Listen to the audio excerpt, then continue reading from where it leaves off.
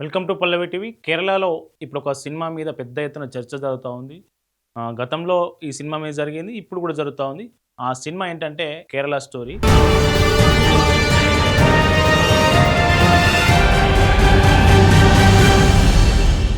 Kerala story మనం చూసాం గతంలో. 20,00,00,000తోని తీసినటువంటి 'కేరళ స్టోరీ' దాదాపు 300,00,00,000 వసూలు చేసింది. 20,00,00,000 పెట్టి తీసినటువంటి అదైతే లవ్ జిహాద్ మీద. హిందూ అమ్మాయిలను కొంతమంది ఎట్లా లవ్ జిహాద్ పేరుతోని వాళ్ళను ట్రాప్‌లో పడేసి వాళ్ళకెట్లా విదేశాలకు తీసుకెళ్ళి చిత్రహింసలకు గురి చేస్తారు. వాళ్ళ మతంలోకి తీసుకెళ్ళిన తర్వాత ఏం చేస్తారు అనే దాని మీద 'కేరళ స్టోరీ' ఉంటది కదా! దాని సీక్వెల్‌గానే 'కేరళ స్టోరీ 2' ఉంది. అంటే 'కేరళ స్టోరీ 2' కూడా ఇప్పుడు రాబోతా ఉంది. ఫిబ్రవరి 27న రిలీజ్ ఉంది. దాన్ని ఇప్పటికే మనకు ఫిల్మ్ సర్టిఫికేషన్ వచ్చేసింది. అయితే దీని మీద కేరళకు సంబంధించి ఒకతను కేస్ వేశాడు.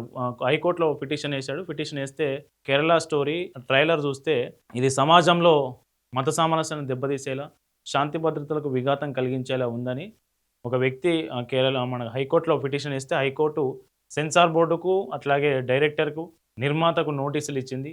ఇప్పుడు దీని మీద పెద్ద చర్చ జరుగుతా ఉంది. అయితే 'కేరళ స్టోరీ' ఏంటి? మళ్ళీ 'కేరళ స్టోరీలో' లవ్ జిహాద్ గదా! ఇప్పుడు 'కేరళ స్టోరీ' దానికి సీక్వెల్‌గా వస్తున్న 'కేరళ స్టోరీ 2'లో గూడా అట్లాగే లవ్ జిహాద్. గతంలో కేరళలో ఎట్లా జరిగిందనేది చూపిస్తే, ఈసారి కేరళతో పాటు ఇంకో 2 రాష్ట్రాల్లో ఎట్లా జరిగింది? వాళ్ళని ఎట్లా ట్రాప్ జేస్తారు? ట్రాప్ జేసిన తర్వాత ఎట్లాంటి చిత్రహింసలకు గురి జేస్తారు? అనేది కొన్ని వాస్తవ ఘటనల ఆధారంగా చిత్రాన్ని తెరకెక్కించారు. అయితే ఈ చిత్రం మీద, ఈ మూవీ మీద మనకు పినరయ్ విజయన్, కేరళ సీఎం ఎవరైతేనో పినరయ్ విజయన్ గూడా దీని మీద స్పందించారు. ఏమన్నారంటే, "ఈ చిత్రం మనకు మత సామరస్యాన్ని దెబ్బతీసేలా ఉంది. ఇది ఒక ప్రాపగండగా మారింది. దీన్ని ఎవరు చూడొద్దు. దీన్ని బాయ్‌కాట్ చేయాలనే" కామెంట్స్ ఆయన ఇచ్చారు. కానీ డైరెక్టర్, నిర్మాత మాత్రం ఇది మేము కొన్ని వాస్తవ ఘటనల ఆధారంగానే తీసామనేది వాళ్ళు చెప్తా ఉన్నారు. దీని మీద వివాదం నడుస్తా ఉంది. నిజానికి 'కేరళ స్టోరీకి' ఆ వివాదమే బాగా కలిసొచ్చింది. 'కేరళ స్టోరీ' ఉందన్న విషయం 'కేరళ స్టోరీ' మూవీ బాగా అందరికి తెలియడానికి కారణం ఈ వివాదం వల్లనే అయింది. ఈసారి స్టోరీ సీక్వెల్‌గా వస్తున్న 2 కూడా అట్లాంటి వివాదాలు నడుస్తా ఉన్నాయి. అయితే ఇందులో ఒక సీన్ ఉంటది. ఈ సీన్ కనిపిస్తుంది కదా! ఈమె హీరోయిను. ఈమె హిందూ అమ్మాయి అయితే ఈమెను ట్రాప్ చేస్తారు. లవ్ జిహాద్ పేరుతోని ట్రాప్ చేసిన తర్వాత బీఫ్ తినిపిస్తారు. బలవంతంగా బీఫ్ తెచ్చి తినమని చెప్తే ఈమె తినదు. కాలుతోని తన్నుతది. తంతే బలవంతంగా కాళ్ళు, చేతులు పట్టుకొని బలవంతంగా బీఫ్ తినిపిస్తారు ఈమెకు. ఈ క్లిప్పు ట్రైలర్‌లో ఉంది. 3 నిమిషాల ట్రైలర్ ఏదైతే రిలీజ్ అయిందో, ఆ ట్రైలర్‌లో ఈ బీఫ్ బలవంతంగా తినిపించే సీన్ ఒకటి అందులో ఉంది. ఇప్పుడు ఆ సీన్ మొత్తం కేరళలో వైరల్ అవుతా ఉన్నది. దీని మీద భిన్న స్పందనలు వస్తా ఉన్నాయి. అంటే దీనికి సంబంధించి అసలైన కేరళ స్టోరీ అంటే ఇది లెఫ్ట్ సంఘాలు ఉంటాయి కదా! SFI student federation of India. SFI ఇది ఏదైతే 'కేరళ స్టోరీ 2'లో పెట్టినటువంటి బీఫ్ బలవంతంగా తినిపించే సీన్ ఏదైతే ఉందో, దానికి అగైనెస్ట్‌గా, దానికి కౌంటర్‌గా కేరళలో ఎస్ఎఫ్ఐ ఏం చేసిందంటే బీఫ్ ఫెస్టివల్ పెట్టింది. చూడొచ్చు నిన్న కేరళలో బీఫ్ ఫెస్టివల్ నిర్వహించిర్రు.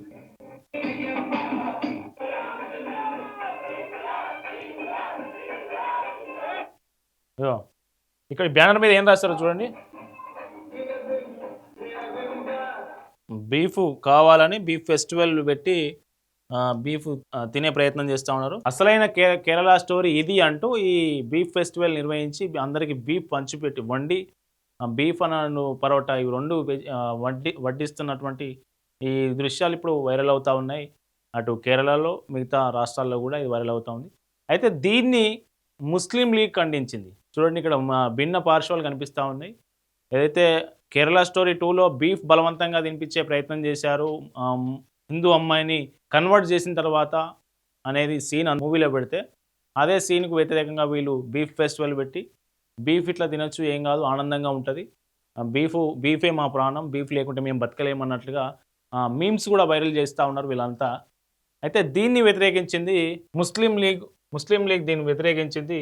ముస్లిం లీగ్ స్టూడెంట్ ఫెడరేషన్ ఏదైతే ఉందో ఎంఎస్ఎఫ్ జనరల్ సెక్రటరీ నజీఫ్ అని ఎంఎస్ఎఫ్ జనరల్ సెక్రటరీ.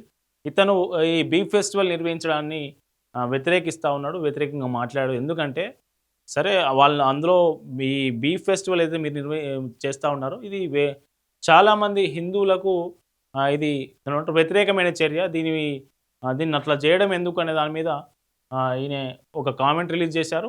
నిజంగా ఏవైతే హిందూ ధార్మిక సంస్థలు ఉన్నాయో వాటికి అగెనిస్ట్గా పోరాటం చేయాలంటే మిగతా హిందువులు మొత్తం వాళ్ళని ఇబ్బంది పెట్టాల్సిన పని లేదు అనేది ఇతని కామెంటు.